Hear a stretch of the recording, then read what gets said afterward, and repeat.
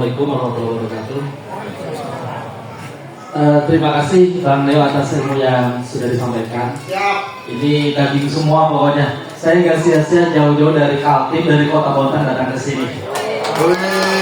Insyaallah forum ini berkah dan menjadi amal jariah. Amin, amin.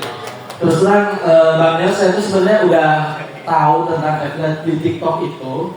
Mungkin pas zaman COVID ya. Oke, tahun 2021. 2021 ada teman saya itu, kebetulan saya waktu itu kerja di Dompet Duafa. Teman saya ini mbak cewek itu kan suka main TikTokan, terus dia suka live juga. Karena followernya dia banyak, bapak ibu, gara-gara dia tuh awalnya posting bayinya dia yang wajahnya kayak Korea gitu. Akhirnya FYP sampai jutaan yang nonton, followernya jadi banyak tuh. Dan tuh tembus berapa? Akhirnya dia itu Bang ini ditawari sama produk buat unboxing ya, endorse. Terus dia tuh cerita ke saya, Kang Asep, sekarang tuh enak loh katanya, kita kalau banyak followers di TikTok kita bisa ngasihin duit plus dikirim barangnya ke rumah kita.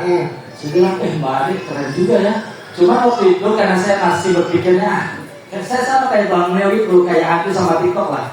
Jadi kalau dia TikTok tuh joget-joget mulu gitu. Tadinya saya tuh pengen blokir aja lah TikTok itu, gak usah install di HP gitu kan. Cuman pas teman saya tuh bilang, kan kalau beli di TikTok itu ongkirnya lebih murah loh daripada di Shopee waktu itu ya. Yang sebelumnya masih bakar itu, yang waktu bakar duit kan. Terus waktu itu karena saya ini polanya lebih senang belanja aja gitu.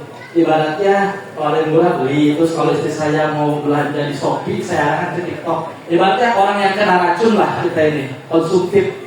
Nah, begitu di tahun 2024 kemarin, Kang Dewa Eka Prayoga itu kan bikin di YouTube tuh konten bahwa di masa yang akan datang tuh affiliate itu bakal prospek. Nah, dia berikan semacam inspirasi buat saya. Cuma waktu itu saya mikir, gimana caranya saya bisa jadi affiliate gitu kan? Karena nggak tahu harus kemana, terus kalau mau kursus di mana. Cuman pas kemarin saya lebaran balik ke sini, karena memang orang tua kan di sini di Banjaran juga, nggak jauh dari sini di desa Tarajusari, Kampung Citunde. Ada ipar saya bilang, di Bunut ada masjid loh yang keren katanya. Mereka bisa menghasilkan omset miliaran gara-gara jual perabotan di TikTok. Langsung pas saya balik ke Bontang itu kayak kepikiran gitu kalau mau tidur tuh. Kebetulan saya di sana juga lagi bangun masjid Bang. Bangun masjid di tengah-tengah warga di sebuah perkampungan yang masyarakatnya boleh dibilang ekonominya menengah ke bawah. Nah, saya sebagai ketua panitia pembangunan masjid ya masih pakai pola yang tadi kata Kang Aska itu level ketiga, mengandalkan dari infak, proposal ke perusahaan, ke pemerintah. Cuma saya punya impian, saya juga pengen punya masjid itu mandiri gitu. Bisa punya BUMN, badan usaha milik masjid. Terus kalau ngebangun masjid bisa dari penghasilan, mungkin ketika saya jualan dari affiliate itu bisa saya sisihkan ke masjid. Jadi sebenarnya saya datang ke sini juga ingin mengcopy paste ilmu yang ada di sini buat bekal pulang ke Kalimantan. Mantap. Aman ini ya. Keren. Ini salah satu orang yang paling berjasa. Saya pengen belajar sama beliau. Ya. Jadi mungkin ini akan kopi ke kalau bisa seluruh Indonesia. Betul. Intinya aku tadi ngomong sama Adit, kalau kita nggak bisa bantu orang 100, bantulah 1 orang. Betul. Karena Bang terus terang kalau masjid cuma ngandelin dari proposal, biasanya itu dia mandek. Berhenti ketika misalnya proposal itu udah cair. Nah, jadi saya ke situ jauh-jauh pengen meniru gimana sih masjid itu bisa makmur, bisa mandiri. Ya mudah-mudahan harapannya Kang Arif kita bisa ngisi di Bontang lah. Mantap. Edukasi milenial Gen Z di sana, yang mudah-mudahan ilmu di situ juga bermanfaat bukan hanya untuk orang Sunda aja atau orang Jawa Barat. Bisa juga ke sana. Insya Allah. Mudah-mudahan itu mungkin saya bukan lebih ke pertanyaan tapi lebih ke kesan-kesan testimoni aja. Terima kasih Bang Leo. Sama-sama. Ya, gua suka banget ya, apalagi ini bisa di copy paste sama orang-orang di luar sana. Gue yakin si Adit juga happy kok dengan senang hati. Karena dia tujuannya apa? Ya memang untuk memberdayakan manusia, bukan buat diri dia sendiri. Karena kok tadi cerita, kalau kita sekarang nggak mulai sekarang, lu cari uang banyak-banyak.